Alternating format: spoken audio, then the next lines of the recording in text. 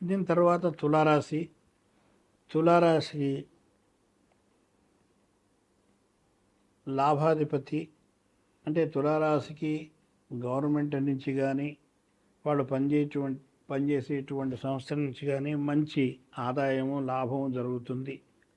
అలాగే పంచమంలో బుధుడు కుజుడు రాహు ఉండడం మూలంగా ఎవరికైనా సంతానాన్ని ఎక్స్పెక్ట్ చేస్తుంటే సిజేరియన్ జరిగి సంతానం ప్రాప్తి జరుగుతుంది.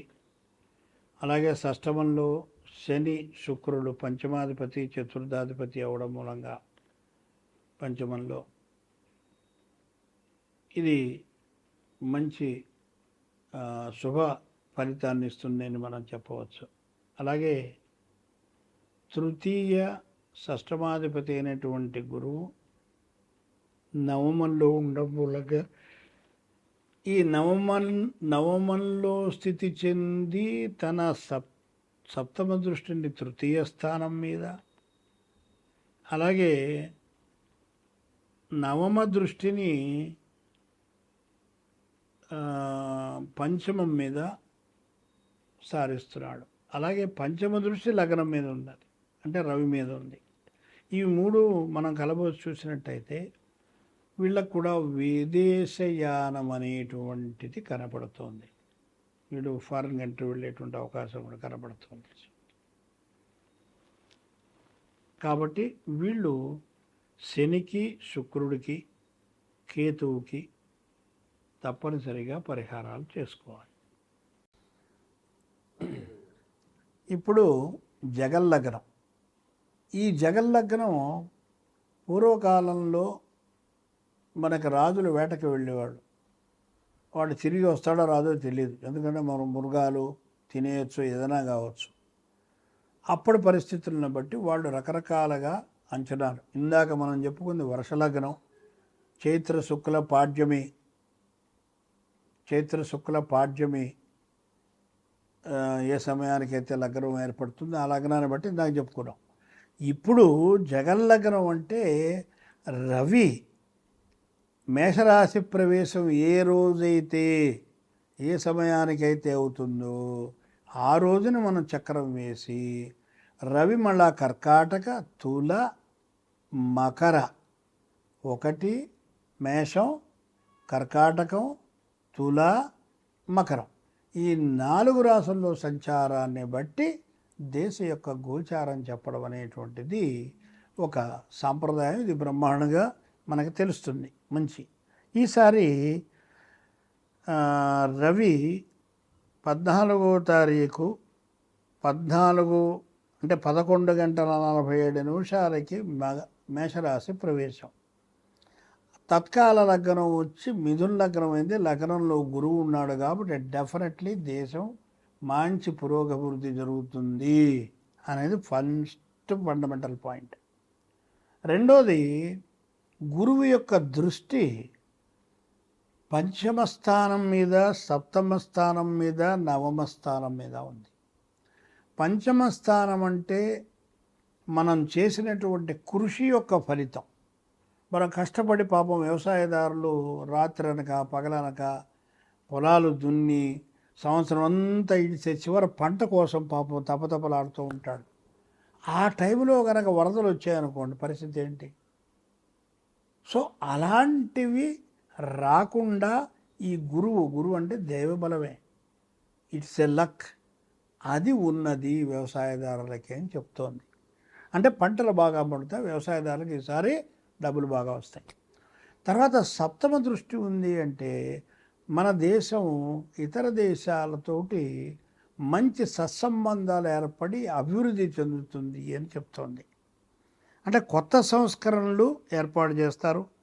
కేంద్రానికి మన ప్రజలకి మధ్య మద్దతు బాగా ఉంటుంది. పరిపాలనా విషయంలో మంచి సపోర్ట్ వస్తుంది బీజేపీకి కానీ, లేకపోతే మన ప్రైమ్ మినిస్టర్ గారికి కానీ. అయితే షేర్ మార్కెట్ బాగా పుంజుకుంటుంది. తర్వాత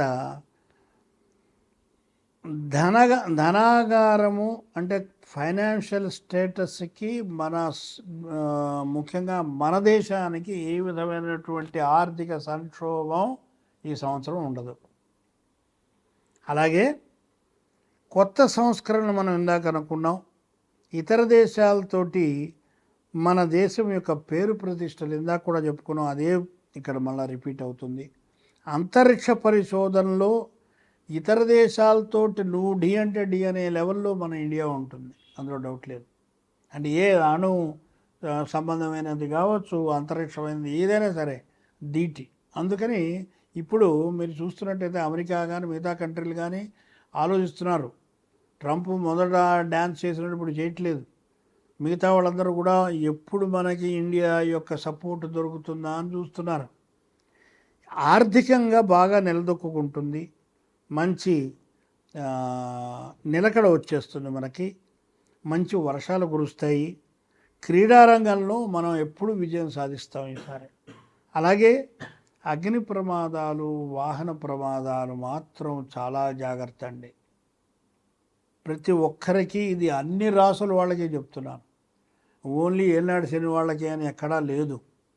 ప్రతి వాడికి కూడా ఈ గురువు యొక్క సంచారము ఎక్కడో అక్కడ మనం జాగ్రత్తగా ఉంటాం, ఆతడు బర్రని వచ్చి కొట్టిపోతాడు. ఆగి ఉన్నటువంటి వాహనాలను కూడా కొట్టినటువంటి మనకి ఉదంతాలు చాలా మనకి తెలుసు అది వరకు.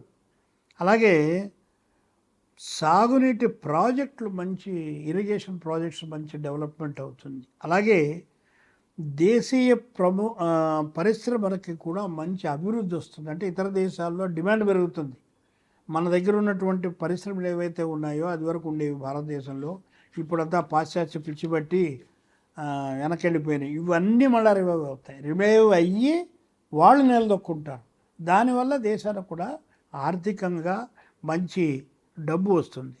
అలాగే ఆయుధ పరిశ్రమ ఒకటి మనకి బాగా అభివృద్ధి చెందేటువంటి అవకాశం కనబడుతుంది.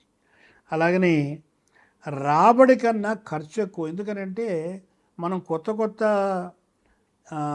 ప్రయోగాలు చేసేటప్పుడు వాటి మీద ఇన్వెస్ట్మెంట్ చేయాలి, తప్పదు. సో ఆ విధంగా తప్ప చెడుగా కాదు. అయితే ఇంటర్నేషనల్ లెవెల్లో హోటల్స్ని నిర్మించడం అనేటువంటి లెవెల్కి మనం ఎదుగుతాం. ఇంటర్నేషనల్ హోటల్స్ ఉంటాయి, దానివల్ల మన దేశానికి డబ్బులు వస్తాయి.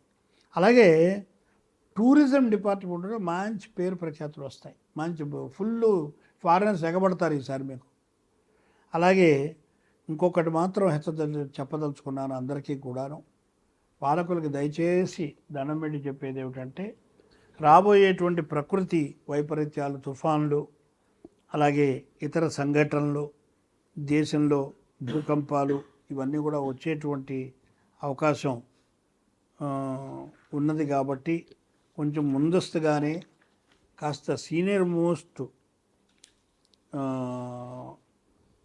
ఆస్ట్రాలజర్స్ ఎవరినైనా సరే గవర్నమెంటు వాళ్ళని పిలిచి వాళ్ళతోటి సంప్రదించి మాట్లాడి వాళ్ళు ప్రణాళికలు చేసుకున్నట్టయితే ఎంతో ఉపయోగం ఉంటుంది.